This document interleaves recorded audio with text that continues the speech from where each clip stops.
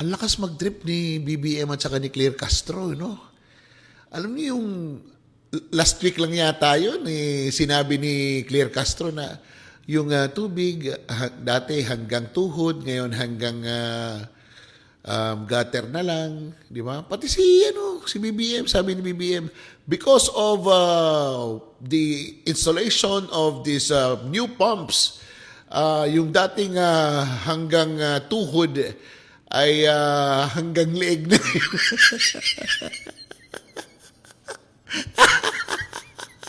Hanggang leeg naman.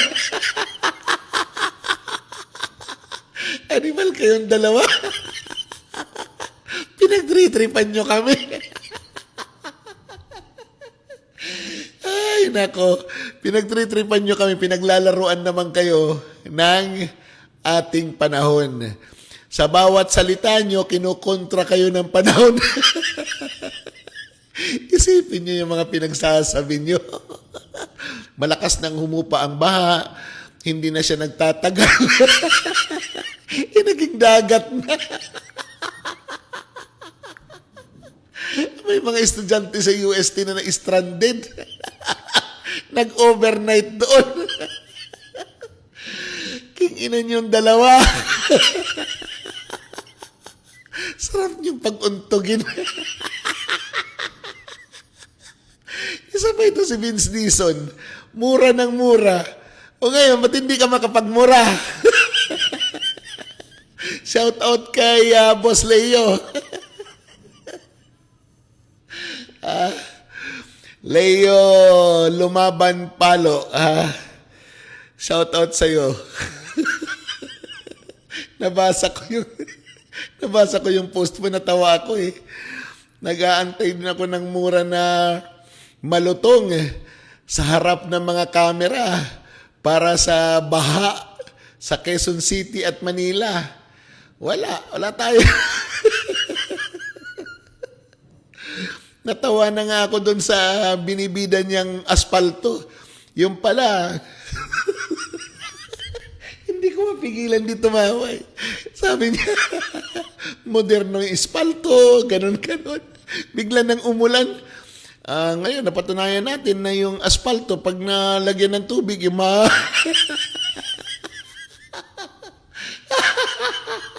matutuklap. Gago ka pala eh. Alam mo, putangin ng gobyernong ito. Puro kingkoy. Nag-grade sa Davao, radioactive daw. Ako, ano pa nangyayari sa inyo?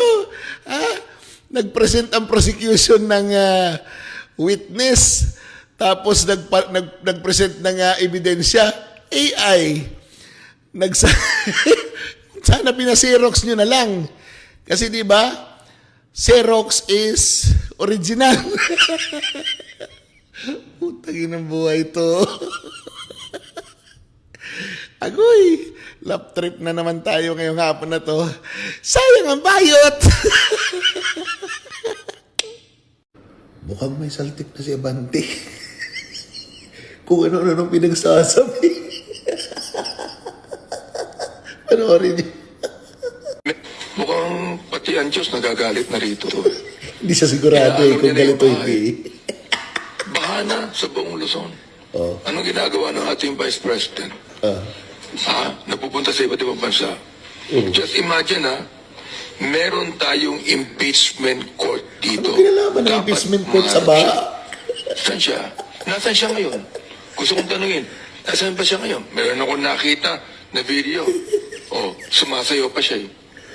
Nasaan ba siya Ang ngayon? sayaw niya rain dance para umulan. Nasaan ngayon ang Vice President? Madam Vice President, bumabaha na. Nagagalit na ang Diyos.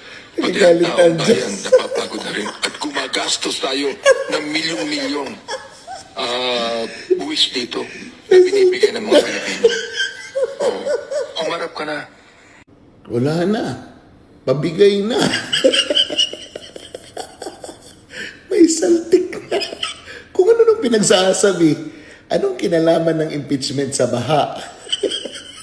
Anong kinalaman ni Vice President sa baha?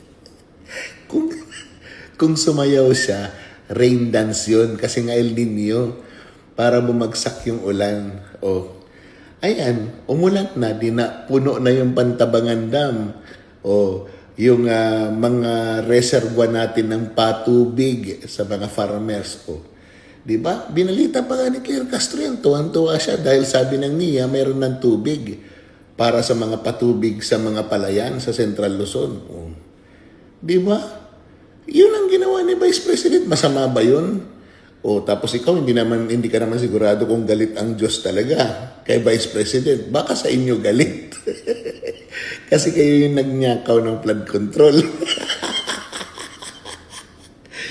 Kinang buhay ito talaga. Ibang-iba na sinasabi, no? Anong gusto niyo? Pumunta si Vice President para higupin yung baha, dalhin sa Davao. Gusto niya yung humarap siya sa impeachment. Bakit? Pag humarap siya sa impeachment, huhupa yung baha.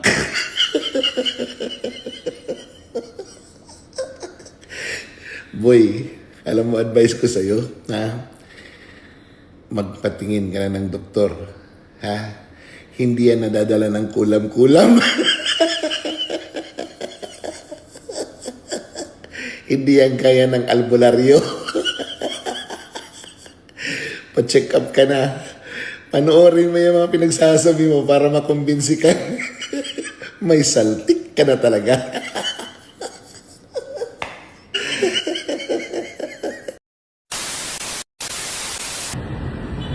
Ito talaga si Abante, ang utak paatras. Hinahamon mo Vice President na mag-appear at magtestigo dyan sa impeachment niya eh. Hindi ka ba abogado? Hindi nga, no? Kasi under the rules of the impeachment dyan sa Senate, the respondent, Vice President, does not have to appear. Kaya nga may mga abogado eh. May mga testigo din siya. Ba't mo ba kinukulit? Para kang... umuutos ba sa'yo na nangungulit ka? Imbis na mangulit ka, ay...